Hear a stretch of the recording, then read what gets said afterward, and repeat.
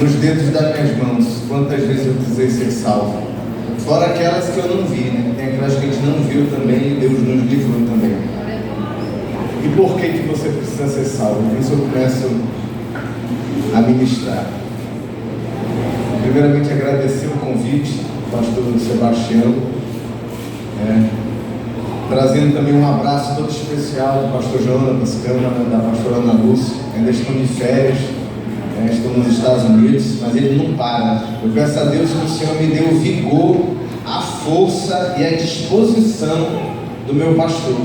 Ainda ontem ele falando comigo, eu disse: pastor, o senhor está de férias, quando o senhor chegar, o senhor resolve comigo, não tem problema, dá para esperar. Ele disse: não, meu filho, pastor Edson, eu tenho um amor de fazer a obra. Eu digo: mas o senhor está de férias, pastor. Ele disse: não, mas receba ele. Mas foi mandando tudo o que precisava para eu poder desenvolver algo para ele, e aí foi mandando tudo. Eu disse: meu Deus, nem nas férias ele esquece, né? E eu achando que ele tinha esquecido, né, do que eu tinha conversado com ele. Falei com ele há uns 15 dias atrás, ele ainda de férias. Ele foi lá e falou com a gente de férias, fez uma conferência ali, e a gente se falou ali pelo celular. E meu Deus, ele não sossega, né? Algo assim muito poderoso da parte de Deus. Eu trago um abraço dele, todo especial para vocês. Eu pedi dele para trazer esse abraço. Pastor, quando eu for ali pregar, eu posso levar um abraço seu para que todos saibam que os senhores amam. Pastor, não comece a pregar sem mandar o meu abraço, o meu beijo apertado para eles, tá bom? Então Deus abençoe todos vocês. Eu sou o pastor Wellington, sou auxiliar ali no Templo Central do pastor Jonas, ali junto com o pastor Gilberto, pastor Manassés e os demais pastores.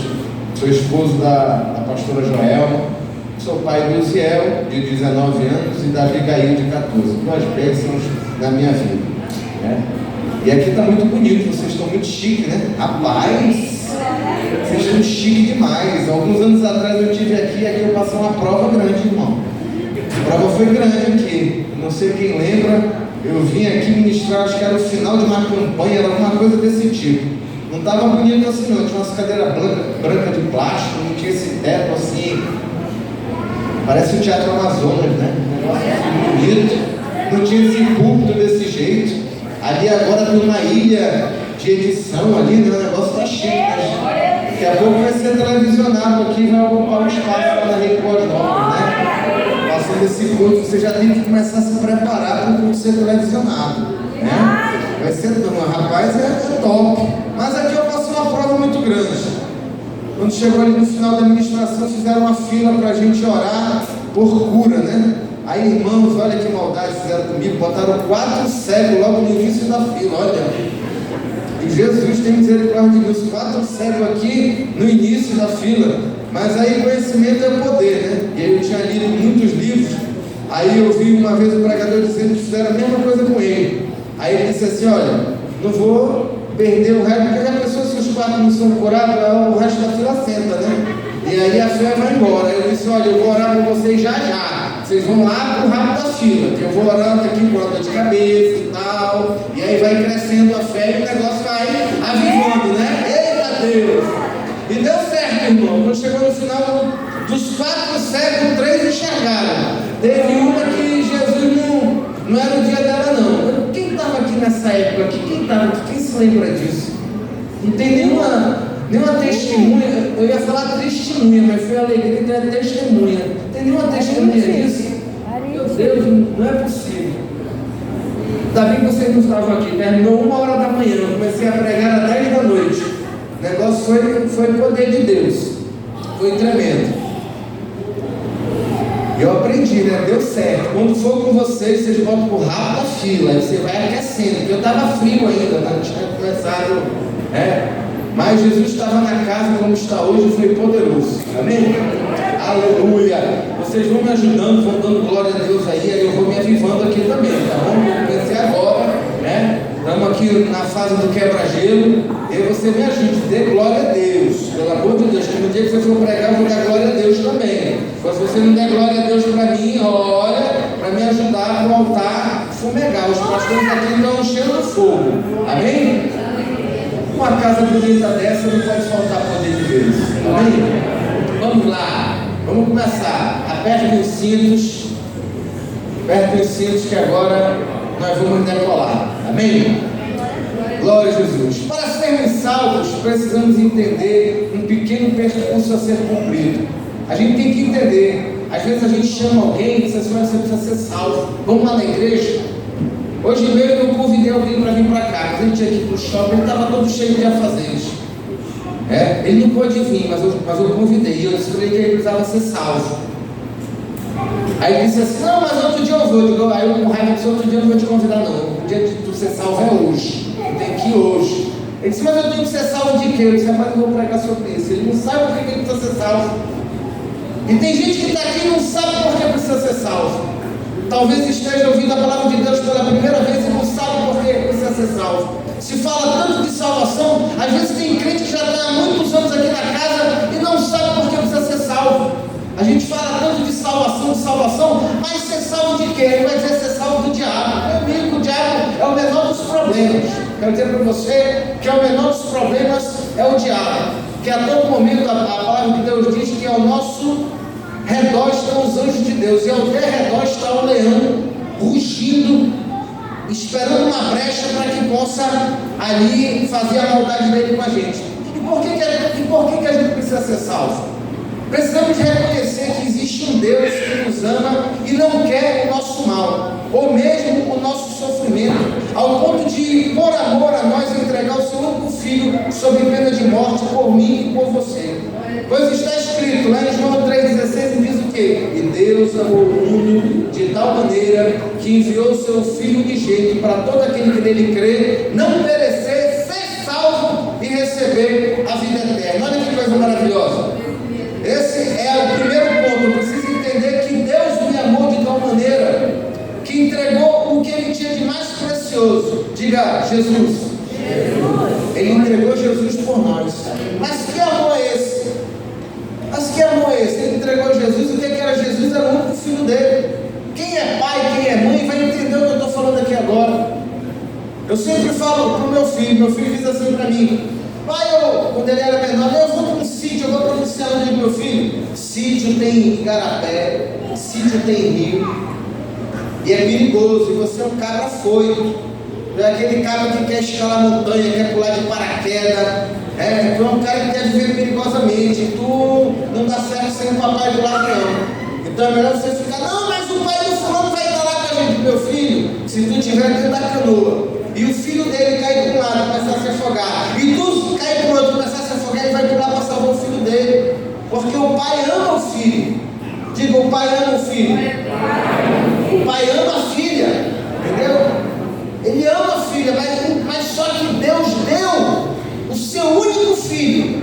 Imagina você com o único filho e alguém chegar e dizer assim: você tem coragem de entregar o coração do seu filho para ser transplantado no coração dessa pessoa aqui, porque ela precisa viver. Aí você: mas eu estou sossegado aqui com meu filho. Assim estava Deus na glória dele. Mas Deus viu o mundo, viu como o mundo estava, cheio de maldade, precisando de salvação, sem saber que precisava de salvação, perdido. Aí você lembra da época de Noé, que a Bíblia diz que não se encontrava um justo, e Noé disse: só um, Senhor, e não tinha. Só 10, só 20, só 30, e não tinha. Cheio de maldade. E hoje a gente não entende porque é tanta maldade, e o Senhor, Ele quer nos livrar dessa maldade, e para provar que existe maldade, por isso Ele estabeleceu a bondade, Ele entregou e fez um sacrifício, deu o seu único filho. A gente tem que entender isso, porque como você sabe que Deus ama você? Deus não me ama nada, pastor. Não estou entendendo esse amor não, que eu estou sofrendo tanto, estou passando tanta dificuldade, perdi meu pai, perdi minha mãe, perdi meu emprego, perdi meus filhos para droga. Esse Deus não me ama não. Que amor é esse que faz eu sofrer? Eu quero dizer que ao final dessa palavra você vai entender que Deus te ama assim. Você não consegue enxergar, talvez você não consiga sentir, porque tem muita gente que quer crer porque quer sentir, Eu quero sentir esse amor, eu quero sentir esse afago. Meu amigo, se eu fosse crer, meu irmão, minha irmã, se eu fosse crer pelo que eu sinto, eu jamais ia crer. Porque muitas vezes nós estamos leprosos. A Bíblia fala que o pecado é que nem uma lepra. E a gente não precisa sentir para crer. Se você viu aqui, meu Deus, o pastor está falando, não arrepiou nem o cabelo aí. Não senti nada. Está longe, está longe. Quero dizer para você que a minha Bíblia fala e a tua confirma. Eu estou claro que ele prega assim, a minha Bíblia diz e a tua confirma. Dá uma olhadinha aí. Que a fé é o firme fundamento das coisas que não se veem, mas se crê com o coração. Então eu creio que Deus me ama. Eu não preciso sentir. Lá não diz que a fé é o que eu sinto no meu coração. Não, ela diz que é o firme, quer dizer imutável, fundamento, quer dizer a base de tudo. Eu preciso crer. Quando a gente crê que Deus nos ama e Ele enviou o seu único filho para morrer por mim e por você na cruz, para se fazer maldito, para levar todo o castigo, toda a dor, toda a enfermidade, se nós soubéssemos o poder da cruz do Calvário, nós não passávamos 10% do que nós estamos passando hoje. 10%. Quando eu leio Isaías 13, todo o tempo eu tenho que estar lendo Isaías 13, porque quando vem a aflição sobre mim, eu lembro, Ele levou sobre si todas as minhas enfermidades, Ele levou sobre si todas as minhas dores. O castigo que me traz a paz estava sobre Ele. Pelas suas pisaduras, quer dizer, pelo caminho, pelo ensinamento, nós fomos curados. A cura para você é a palavra de Deus. A cura no caminho. E aí eu olho os apóstolos. Esse mês eu leio 3 vezes o livro de Atos. Li uma vez sozinho, uma vez com meus filhos e uma vez refletindo. E eu percebo quantos apóstolos tinham cuidado de pregar o caminho. Eles foram chamados até aqueles lá do caminho. Aqueles que pregam o caminho, falaram que eu creio do caminho. Os judeus que acreditam no caminho, que caminho é esse? E aí Jesus fala lá em João 14,6, né? Eu sou o caminho, a verdade e a vida. Ninguém vai ao Pai senão por meio de mim. Uma vez eu vi um cunhado meu dizer assim: eu vou provar que eu vou vencer, que eu vou ser feliz, que eu vou conquistar as coisas sem Jesus. Eu digo, vai lá, boa sorte. Vai lá. Anos depois, quando ele voltou, já faltando alguns pedaços da alma dele, ele disse: sem Jesus não dá. Eu te falei, meu amigo. Quantas oportunidades você perdeu? Quantos cavalos selados passaram na sua frente? Meu pai dizia uma coisa para mim. Meu pai que já faleceu. Ele dizia assim: meu filho, as oportunidades são carecas. A gente tem que segurar ela pelas unhas. E às vezes quem não está preparado para oportunidade, sabia que quem não está preparado para oportunidade não perde oportunidade? Como assim, pastor? Quem está preparado para oportunidade não perde oportunidade. Sabe por quê? Porque ele nem viu que a oportunidade passou. Ele não percebe. Só percebe que perdeu uma oportunidade quem está se preparando ou quem está preparado. Não, passou aqui, eu não vi. Por isso que tem gente que diz assim que a crise é o melhor momento para a gente crescer. Quantos estão em crise aí? Oh, aleluia! A crise é o melhor momento para você crescer. É o melhor momento. Sabe por quê? Porque quem está preparado vem a crise. Tem gente que só está acostumada à bonança. Tem gente que só está acostumada a estar tudo certinho. Tem gente que está acostumada com bola baixa. Tem gente que está acostumada a receber a Bolsa Família. Tem gente que está acostumado com a UPA funcionando. Tem gente que está acostumado com tudo dar certo. Viver com tudo certo é fácil. Meu Deus! Agora viver com está tudo dando errado. Meu Deus do céu! Meu Jesus! Quando o negócio está estranho, esse ano eu estava nascendo meu filho. Ele é lutador profissional. E aí, em fevereiro, ele fez uma cirurgia do pé. E eu vendo que ele estava bem frio, né? Digo, cabra, Jesus vai te pegar. Eu te consagrei lá no altar, o problema é teu. Estou te avisando. Aí ele operou o pé. Quando foi em março, ele rompeu 2 ligamentos do joelho. Digo, Jesus vai te pegar. Quando ele sarou o outro agora e apareceu um negócio no joelho dele, ele tomou. Eu digo, meu amigo, deixa eu te explicar uma coisa aqui, meu irmão. Tu vai te ajeitar ou não vai? Ou tu quer que o negócio continue subindo? Ele disse, não, papai, é porque meu... Mas sabe por quê? É porque é muito fácil viver com a facilidade. Eu quero ver o caba bom é na crise. Eu quero ver tu crescer na crise. E para crescer na crise tem que ter Jesus. Ah, pastor, mas eu ouvi dizer que Jesus tem os seus escolhidos. E tem mesmo. Tem mesmo. O judeu até acredita que quando chega na época da festa de Rosh Hashanah, ali no mês do perdão, que é o Yom Kippur, Deus ele já estipulou até quanto o cara vai ganhar de dinheiro naquele ano. E o judeu ele percebe isso. O judeu diz, não, se tem uma bênção desse tamanho para mim, eu quero uma desse tamanho. E ele chama a atenção de Deus. Você sabe chamar a atenção de Deus? O judeu crê nisso, meu amigo.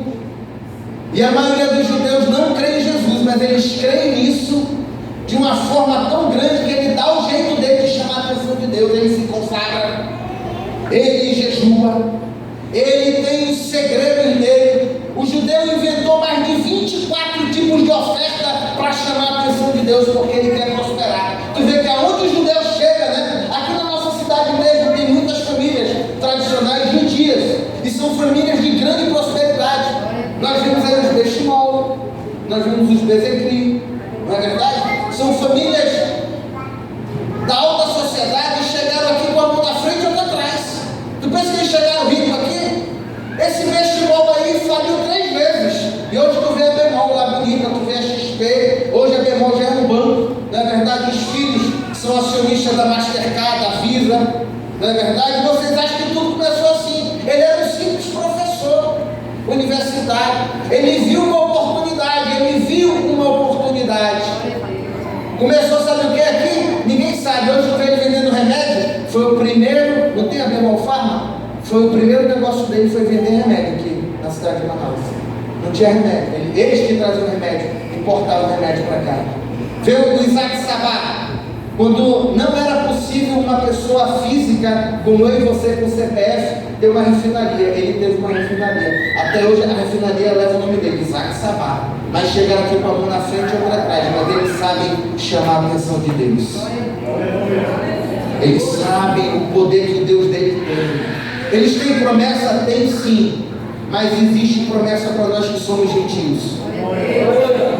Nós somos co-herdeiros. Co-herdeiros. Até Pedro teve que engolir isso. Garganta, isso não está na minha pregação, não. Não sei por que eu estou falando isso. Não faz parte. A minha pregação está escrita aqui. Depois eu até passo para vocês se vocês quiserem. Mas não tem isso na minha pregação. Mas Deus está mandando eu falar isso. Eu gosto quando Pedro engoliu garganta baixa. Quando ele foi obrigado por Deus a ir lá na casa do centurião Cornélio. E ele chega lá, já chega humilhando o pessoal, né? Olha, vocês sabem que eu não posso entrar em casa de gentil, mas eu vi um lençol descer do céu com um monte de coisa imunda. Quer dizer, chamou o gentil de imundo, né? Ele nos chamou de imundo, Pedro, que a gente tanto baba Pedro, aquele Pedro não gostava de nós, não. Ele achava que Jesus era só para os judeus.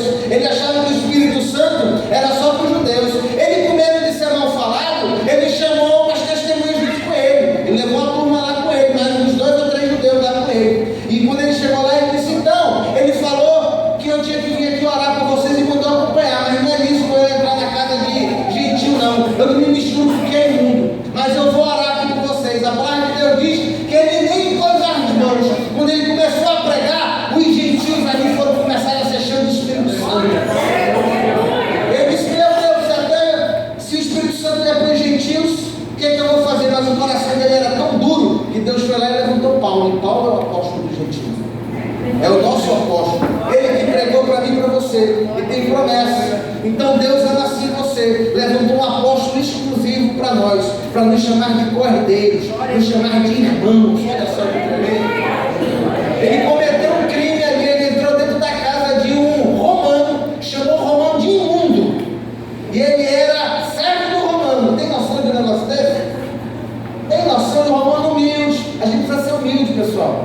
Tem gente que está apanhando aí, o Espírito Santo está falando para mim que falta humildade. Quando é que vai aprender a ser humilde? Te desarma, meu irmão. Te desarma. Jesus tem salvação para ti hoje, te desarma. A palavra de Deus diz lá em Efésios que as minhas armas não são carnais, mas são poderosas em Deus. Tu está lutando com as tuas armas, que vitória que tu está tendo? Qual é a vitória que tu está tendo? O que tu está recebendo aí na tua vida? Vai lutar? Não tem problema, ele vai ficar esperando. Quando tu cansar os teus braços, tomara que não seja tarde. Mas ainda assim tem gente que insiste, né? E aí precisa ouvir ali no final: ainda hoje tu estarás comigo. É ou não é verdade? Então Deus nos ama assim. Amém? Fechado o parêntese, vamos continuar. Precisamos reconhecer que somos pecadores, estamos fora do propósito de Deus. Deus não criou o homem para morrer, tão simplesmente no pecado. Você não foi feito para morrer, meu irmão. Quando Deus criou Adão e Eva, Ele não criou a morte. Ele não criou a morte. Se perguntar para você: ei Maria, ei João, o que é pecado? Porque a Bíblia, eu vejo falar tanto em pecado. O que é pecado? Você pode dar nome ao pecado, mas você também pode sistematizar o pecado. O pecado é desobediência. Isso que é o pecado. O pecado é desobediência. É tudo aquilo que foi dito que faz mal para o nosso corpo. Porque aonde age o pecado? Quem sabe onde age o pecado? Diga: na carne. Isso é tão verdade que Paulo falou algo muito esplendoroso, né? Paulo, que sabedoria daquele homem, meu Deus. Paulo, ele não podia nem se curvar, porque as cicatrizes na costa dele eram tão grandes com os quelóides das chicotadas que a pele dele já não esticava mais. Então ele não conseguia se curvar. Ele parecia uma velha, Paulo, que não conseguia se curvar até para sentar e tinha dificuldade, devido a tantas chibatadas que ele pegou. E que homem sábio! Que homem sábio! Ele disse assim: a carne, ela é tendenciosa ao pecado. O bem que eu quero fazer, eu não faço, mas o mal que eu quero fazer, esse sim eu faço. Então o pecado, ele age na carne. O pecado é na carne. E por ser na carne, é físico. O pecado é físico. E a gente não compreende isso. Tem gente que diz assim: ai, eu não sei como eu parei aqui dentro desse motel para adulterar. Foi de repente, pastor, deixa eu me explicar, pastor, mas não me escute. Quando eu vi, eu estava lá no motel pelado junto com ela, meu Deus. Todo pecado é planejado. Todo pecado, segundo o Código Civil, o Código Criminal, ele é doloso. O que é doloso? O que é um crime que não tem dolo, que ele não tinha intenção e o efeito de matar? E quando ele é doloso, é porque ele foi premeditado. Então o cara, ele começa assim, ele começa dirigindo na rua e ele começa a olhar as irmãzinhas. Aí ele começa depois a desejar. Aí depois ele não muda o caminho dele, porque ele já sabe que tem umas 3, 4 irmãzinhas que fazem uma caminhada diferente ali naquele lugar. Aí ele começa a olhar ali, mas no coração dele ainda não está. É tipo um barranco quando vai cair. Tem até um programa no Discovery Channel que ele diz as horas que antecedem o caos. Então teve uma chuva, muita concentração de água no solo, enfraqueceu o solo. Assim é o homem, até desbarrancar o negócio, ele olhou, ele desejou no coração dele. Tem gente que fala assim: eu não estou sob a lei, agora eu estou sob a graça. Meu amigo, a graça, a lei é se tu fizer, a graça é se tu pensar. Olha só, e tem gente que diz: não, eu prefiro a lei, eu não preciso seguir a Bíblia, porque lá em Romanos diz que se eu seguir a lei do homem, pela lei do homem eu vou ser julgado. Só que a lei do homem diz que tu não pode atravessar um semáforo vermelho, tu não pode estacionar em faixa dupla, tu tem que pagar os teus impostos tudo bonitinho, tu não pode maquiar o teu imposto de renda. Aí tu vai ser julgado segundo essa lei. Será que tu vai conseguir tirar 10? Não vai. Por isso que eu prefiro estar debaixo da graça, porque eu sei que Ele não quer a minha morte. Nós não fomos feitos para morrer, nós fomos criados para viver em eternidade com o nosso Deus. É ou não é verdade? A gente não foi feito para morrer no pecado. Isaías 59:2 diz assim: mas as vossas iniquidades fazem separação entre vós e o vosso Deus. O que são as iniquidades? É o pecado que afasta a gente de Deus, pessoal. Não é Deus que se afastou de você, não. Você que está afastado dos caminhos do Senhor. Deus não se afastou de você. É você que se afastou dele. Ele está lá. Ele está aqui corrigindo. Ele está aqui de braços abertos. E você que chega, senta lá no fundão e tal, não estou falando de vocês que estão aí, mas você que tenta de alguma forma se esconder do Senhor, Ele está te esperando. Assim como Ele esperou o filho pródigo, Ele está esperando você. E você está achando que vai ser maltratado, você está achando que vai ser exposto, você está achando que vai passar vergonha, que vai ser disciplinado. Meu amigo, Deus te ama. Para Deus é muito importante que tenhamos consciência do pecado. E aqui a gente acabou de entender isso aqui. O pastor pregou essa parte aqui, ele não combinou comigo não, tá? Ele fez sem querer. Por causa disso que chegou o entendimento que não é correto nós batizarmos bebês. Por quê? Porque o bebê não é que ele não tem consciência do batismo, ele não tem consciência do pecado. Ele não sabe que ele está em pecado. Ah, então pastor, o bebê, se ele morrer, ele vai para o céu? Então, por isso que a gente apresenta ele aqui. Porque às vezes existem as maldições hereditárias. Que pecado ele cometeu? Ele não cometeu, mas ele não é filho de Adão e Eva? Sim ou não? Sim. Nós somos filhos de Adão e Eva. Então existe o pecado original, que é o pecado de desobediência de Adão e Eva, e existe o pecado que nós cometemos. Então, todos pecaram e destituídos estão da glória de Deus, diz a palavra. Todos pecaram e destituídos estão da glória de Deus. Por isso a gente precisa pedir perdão dos nossos pecados. Por isso a gente precisa se batizar, porque a palavra de Deus diz lá em 1 João, no capítulo 1, do versículo 5 ao 10, diz assim: que se confessarmos os nossos pecados, Deus é fiel e justo para ouvir-nos e nos purificarmos com seu sangue de toda injustiça, de toda imundícia. Toda vez que eu peco, eu recito esse versículo: Senhor, eu errei. E a Bíblia diz que aquele que confessa e deixa alcança misericórdia. Misericórdia. E o que é misericórdia? Uma palavra que ela quer dizer, do grego é miscardia, quer dizer, deixa eu ver que dor tu está sentindo, me dá o teu coração. Eu pego o teu coração, boto no lugar do meu, aí eu sinto a tua dor aqui, agora eu estou te entendendo. Por isso que Jesus veio em carne, por isso que ele é o último Adão. Isso é misericórdia, miscardia. E isso é tão importante para Deus, pois o que leva o homem a perder a sua vida é o pecado. O pecado ele só tem um caminho, ele só tem um objetivo. Eu não sei, às vezes a gente tem uma escala, né? Nós temos uma escala. Aquele irmão ali adulterou, meu Deus do céu, aquele ali mentiu, que mentiu é melhor do que o que adulterou. Olha só que cabeça um negócio desse, meu amigo. Você não entende nada da justiça de Deus. A palavra de Deus diz que a nossa justiça para Deus é que nem um trapo de imundícia de uma mulher. É que nem um absolvente de uma mulher suja. É o que a Bíblia está falando. A nossa justiça para Ele. Que tu tem como justiça, não é porque é a minha justiça. Isso aqui é injusto, meu irmão. Olha, se o teu sarrafo, quem sabe o teu sarrafo é aquilo do atleta vem correndo e pula por cima assim, já viu só que altura? Não tem uma vara, o nome daquilo é sarrafo.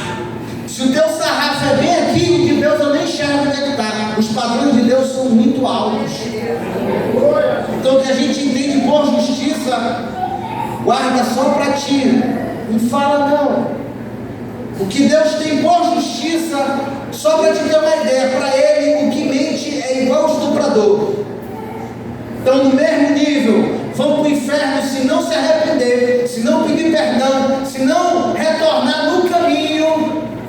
Se não retornar no caminho e pedir perdão e voltar lá onde caiu, vai para o inferno. O mentiroso vai junto, quando chega lá, meu Deus, eu estou na mesma cela do estuprador, eu estou no mesmo inferno que tu tá, meu irmão. Só tem um inferno mesmo, não tem dois não. Não tem um inferno para o estuprador, não tem um inferno para o mentiroso, não tem um inferno para o avarento, não tem, é um inferno só que tem, é uma condenação só. Eu quero dizer, se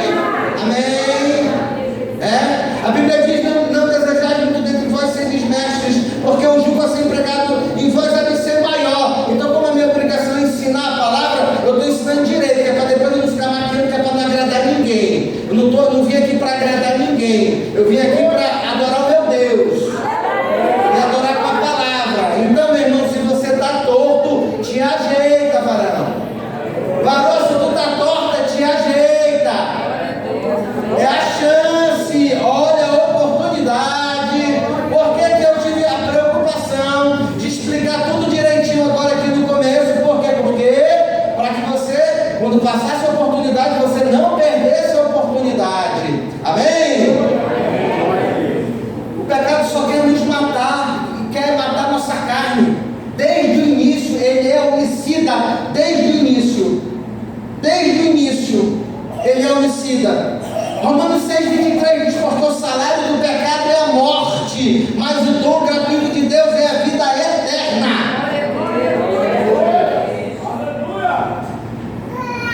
Eu vi esses dias algo muito interessante. O homem comparando a nossa vida com a eternidade de Deus. Ele disse: Davi, ele chegou lá no mar e botou a mão assim na água. Está vendo essa água aqui na minha mão que eu estou tentando conter aqui? Isso aqui é a nossa vida. E eu estou muito preocupado com ela, mas ela está esvaindo pelos meus dedos. Essa é a vida que a gente tem aqui na terra. Está vendo toda essa água aí no mar? É o que Deus tem para mim na eternidade. Por isso a gente deve valorizar a eternidade. A gente tem que dar valor para isso. A gente tem que se desfazer dos nossos pecados. A gente tem que se arrepender. A gente tem que ser humilde. Humilde. A gente não entende que é humildade. Tem gente aí bravando para os quatro dizendo: eu sou humilde. Quer dizer uma coisa para você: duas coisas que você não pode falar de si mesmo. Aprende aí, anota aí para ti. Se for mentir, pelo menos tentar convencer os outros. Eu não posso dizer que eu sou humilde. Na hora que eu falo que eu sou humilde, eu deixei de ser. E a outra coisa, eu não posso dizer de mim mesmo que eu sou íntegro. Isso aí as outras pessoas que têm que falar de mim. É os outros que têm que dizer que eu sou humilde. São os outros que têm que dizer que eu sou íntegro. Por quê? Por que eu não posso dizer que eu sou íntegro? Porque só eu sei quando eu estou sozinho. Só eu sei. Então, se alguém me chama de íntegro, é pela misericórdia de Deus. Porque eu sou homem, eu sou falho. Não é verdade? Contudo, por meio de Cristo Jesus, podemos interromper essa maldição. Que maldição? Diga: a morte. A morte é o que? Do pecado. Então, medo de falar do pecado? O pecado, não tem medo do pecado não. Diga: o pecado. Pecado. Não tem medo do pecado não, irmão. A gente tem que combater o pecado. A gente não pode ter medo dele. Contudo, por meio de Cristo Jesus, podemos interromper essa maldição adquirida de morte eterna para o sofrimento. O pecado, através de Satanás e seus demônios, ele quer nos matar. Porque quando nós morremos, não existe mais salvação. Se nós morrermos no pecado, acabou. Se morrermos no pecado, acabou. Acabou. E sermos resgatados para o reino do Filho do seu amor. Colossenses 1,13 diz assim: o qual nos tirou da potestade das trevas e nos transportou para o reino do Filho do seu amor. E para isso precisamos confessar publicamente este entendimento, para que ele seja manifesto em nossa vida em forma de salvação. O que a Bíblia diz lá em Romanos 10,9? A saber, se com tua boca confessares ao Senhor Jesus e em teu coração creres que Deus ressuscitou dentre os mortos, serás salvo. Tem que confessar publicamente, a nuvem de testemunha. Porque quando nós confessamos, é como se Jesus recebesse um convite para participar de um jantar super especial da nossa vida, dentro da nossa vida, em nosso círculo de intimidade mais íntimo. É assim que Jesus entra na nossa vida, sendo convidado. Porque o outro lá, ele entra pela janela, ele entra pelas brechas, mas Jesus, ele é convidado. Apocalipse 3,20: eis que estou à porta e bato. Se alguém ouvir a minha voz e abrir a porta, eu entrarei e cearei com ele, e ele ceará comigo. Olha que tremendo! Você sabia que se nós nos envergonharmos de Jesus diante dos homens, ele também fará isso diante do Pai? Eu já estou te motivando a você vir aqui à frente. Você que está desviado do caminho do Senhor, você que ainda não entregou sua vida a Jesus, eu já estou te explicando aqui, porque Jesus não vai cobrar o teu sangue de mim. Eu estou explicando aqui.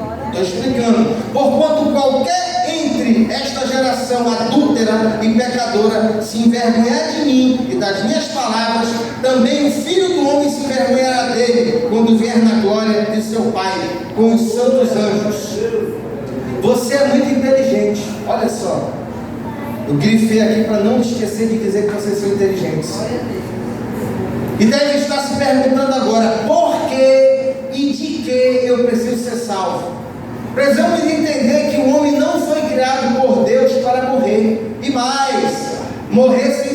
salvação. Por isso que desde a queda do homem foi dada autoridade para Satanás para implantar a morte. Exemplo, qual foi o primeiro espírito maligno a habitar a terra? O medo. Por quê? Porque o medo mata. Você sabia que o medo mata? Eu estava fazendo uns estudos. Eu digo, meu Deus, o primeiro espírito maligno a habitar a terra foi o medo. E por que o diabo quer que a gente tenha medo? Porque ele quer matar a gente. Por que ele quer matar a gente? Porque quando a gente está com medo, a gente está sob estresse. Aí o cérebro libera os hormônios e uma química começa a acontecer no nosso corpo. A adrenalina, o cortisol, eles entram na corrente sanguínea e reagem de maneira fisiológica. Quem já teve muito medo? Há um aumento da pressão sanguínea, da frequência respiratória e dos batimentos cardíacos, além da pupila dilatar e os pelos se arrepiarem. A continuidade desse processo causa diabetes e hipertensão. Isso dá medo. E se a gente parar para pensar, todo dia a gente tem medo. Medo de não conseguir pagar a água e cortarem a água. Medo de não conseguir pagar a luz. O que será que meus filhos vão comer amanhã? E eu estou desempregado, da onde é que vai vir o dinheiro? Aí dá uma angústia, aí tu não dorme, aí a cama fica cheia de espinho, cheia de prego, parece que tem areia, e aí tu fica naquela angústia. Isso é medo, isso vai te matando. Por isso que o primeiro espírito maligno a habitar a terra foi o medo, porque o medo ele mata o homem, e Satanás vem matando o homem silenciosamente. Qual é a doença do século? O medo. Aí hoje, o que é depressão? É o medo de não conseguir resolver o passado. É a depressão, é a frustração do passado. E o que é ansiedade? Meu Deus, está todo mundo sofrendo de ansiedade. É o medo do futuro. Tudo é medo. Satanás tem matado o homem e a mulher através do medo. Satanás e todas as suas hostes espirituais da maldade começam um plano para destruir a humanidade. Desde o seu início, a morte é o melhor plano. O diabo quer te matar, o inimigo quer te matar. João 10,10 diz: o ladrão não veio senão a roubar, matar e destruir. Ele quer destruir a nossa vida. Eu vim para que tenha vida e a tenha com abundância. O inimigo só pode consumar e requerer a vitória quando chega ao final da vida. Por isso ele quer que a nossa vida termine rápido. E a sua alma foi purificada dos pecados por meio do sangue de Jesus? Sim ou não? Então, se chegar ao final e você estiver purificado, você está salvo. João 17: mas se andarmos na luz, como Ele está na luz, temos comunhão uns com os outros, e o sangue de Jesus Cristo, seu Filho, nos purifica de todo o pecado. A luta é contra o pecado, meu irmão. É o que pode destruir a nossa carne, é o que pode roubar a nossa vida eterna. Assim essa alma está condenada ao sofrimento eterno quando o pecado mancha as nossas vestes.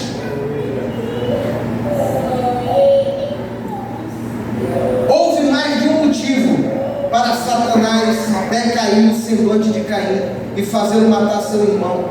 Ele estava instalando ali um trauma, na psicologia chama de EPT, estresse pós-traumático, que contaminaria toda uma geração e parte da descendência da humanidade, com mortes e assassinatos. Era a forma de colocar o mal mais rápido no DNA do homem. O mal.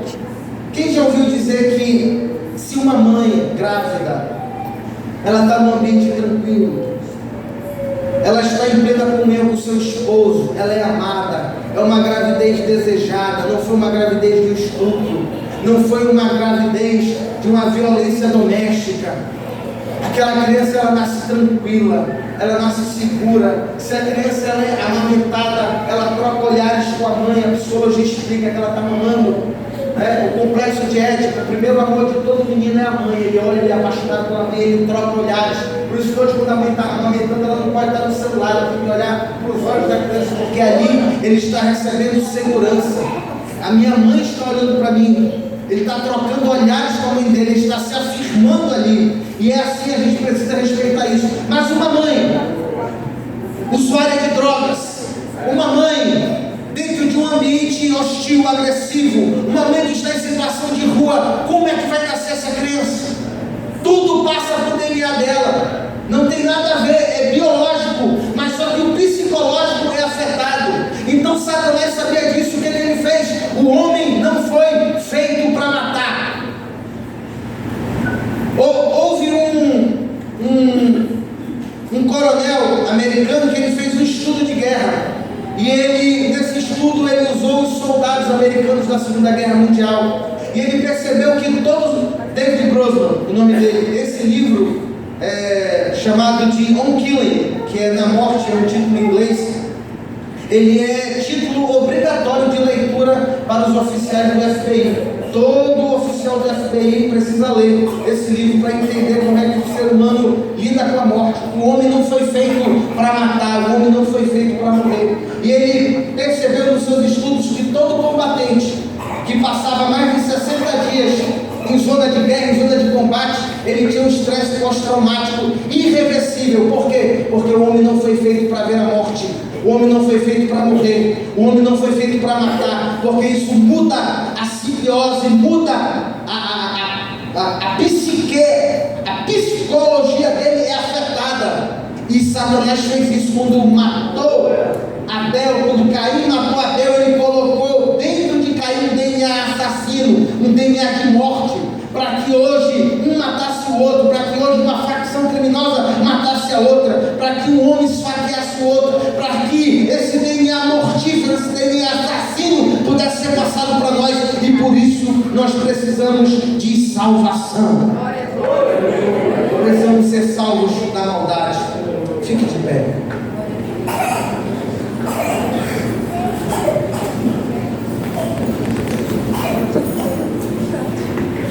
Aleluia.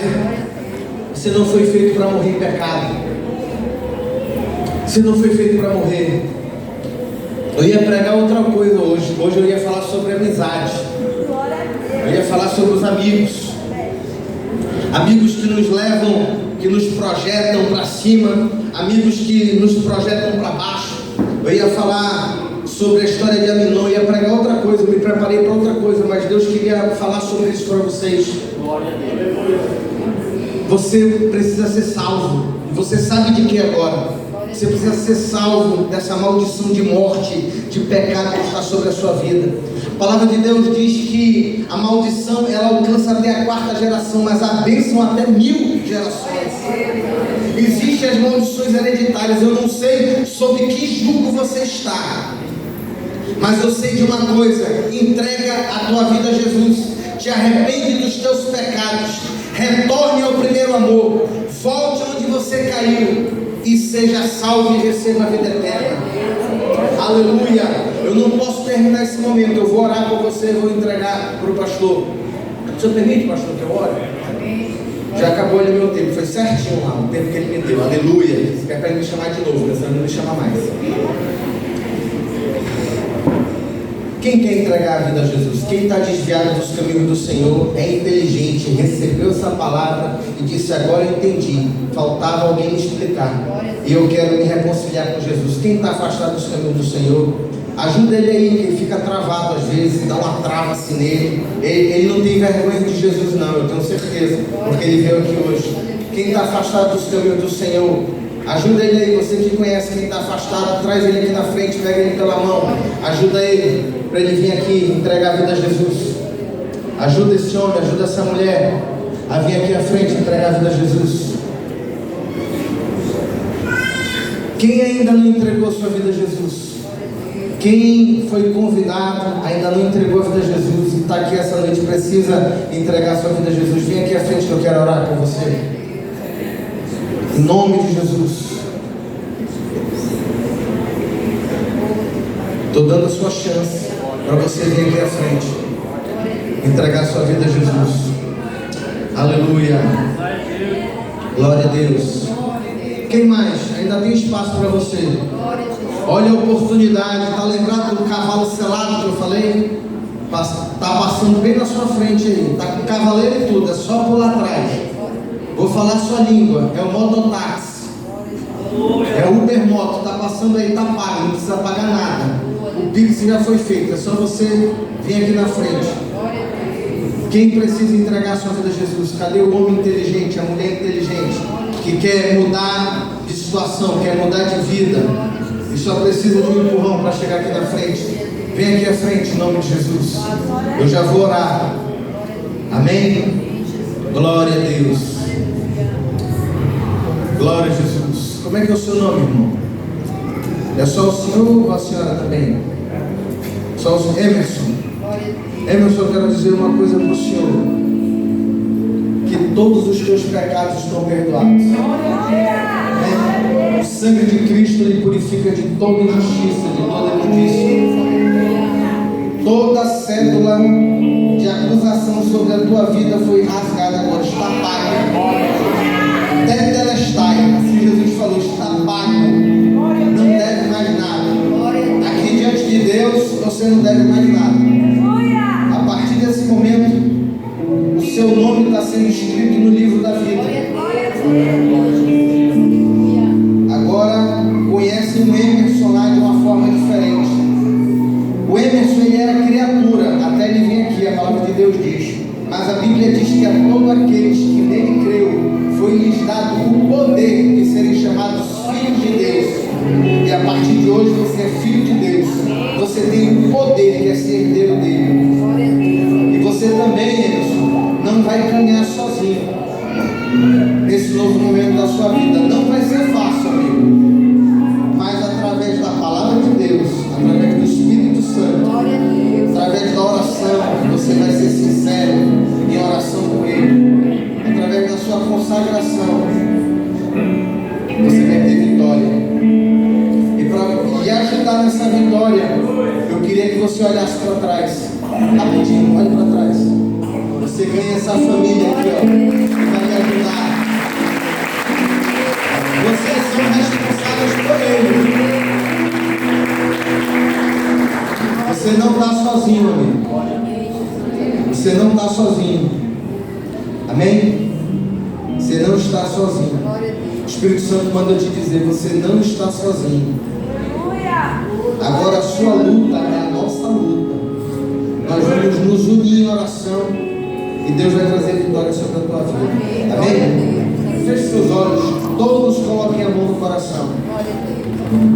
Pai, no nome santo de Jesus, eu quero te agradecer por esse momento, por essa noite especial, onde a tua palavra foi ministrada, meu Deus. A tua palavra diz que quando uma vida ela se rende aos teus pés, a festa nos céus diante da face dos anjos.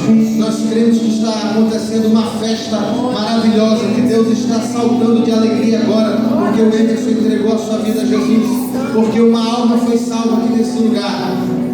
Em nome de Jesus, meu Deus, que o Senhor possa distribuir a tua bênção toda especial sobre a vida de cada irmão, de cada irmã que veio aqui nesse lugar e foi edificado por essa palavra e vai frutificar essa palavra a 30, a 60 e assim por um. Nos guarda, nos livra de todo mal, meu Deus. Dá a eles, meu Pai, armaduras novas para novas batalhas, meu Deus. Tira eles do deserto, que eles possam já ter aprendido, meu Deus, e que esse deserto sirva apenas de aprendizado, meu Deus.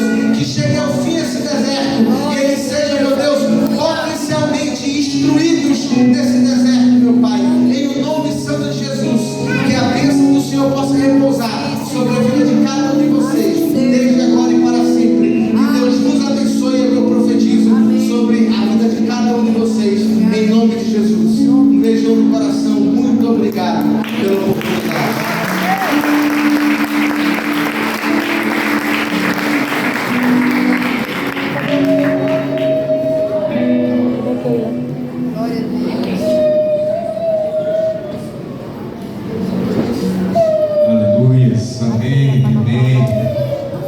Quantos irmãos querem agradecer o pastor Wellington nessa noite? Levante sua mão em direção a ele. Vamos dizer que o Senhor te abençoe, o Senhor te guarde, que o Senhor resplandeça o seu rosto sobre ti e tenha misericórdia de ti. O Senhor abençoe o teu ministério e a tua família, em nome de Jesus. Quantos podem aplaudir, irmãos? Aleluia. Estamos encerrando o culto, irmãos, Quantos nessa noite, aleluia, querem se tornar, ou você já é? Se você não é, você vai se tornar nessa noite. Você vai declarar isso para o seu irmão nessa noite, que você é uma bênção na vida dele.